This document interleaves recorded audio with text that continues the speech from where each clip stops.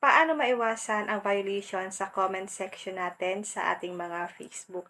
Ganito lang po ang gagawin niyo para maiwasan po natin na magkaroon tayo ng violation sa comment section. Pasupport po ako sa aking Facebook page, Positive Mind. Then, click po natin dito ang Moderation Assist. Sa akin po, naka-turn on sa akin itong 10 criteria sa Moderation Assist para maging safe po and secure ang aking Facebook account, lalong-lalo na po sa comment section.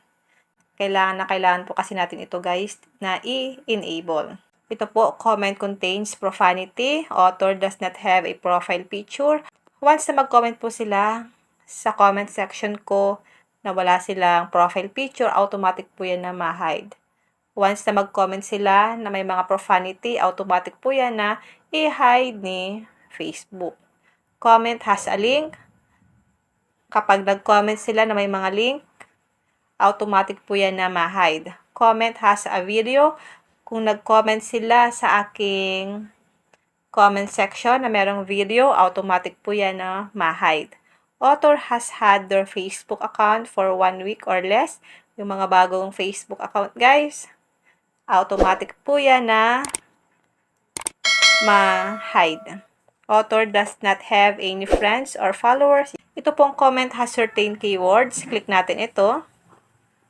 Click natin yung edit. Pwede po kayo maglagay dito ng mga keywords na ayaw nyong makita sa inyong comment section. Ako po meron akong nilagay na 7. Comment has specific links. Once na mag-comment sila na merong mga link, automatic po yun na hide. Comment has an image. Kapag may mga image, alam mo naman ngayon guys, may mga sinesend sila na hindi magandang image sa ating mga comment section, automatic po yan na ma-hide. Author has had at least 3 comments reported, deleted, or hidden by admins in past 30 days. Yan po, ma-hide po yan.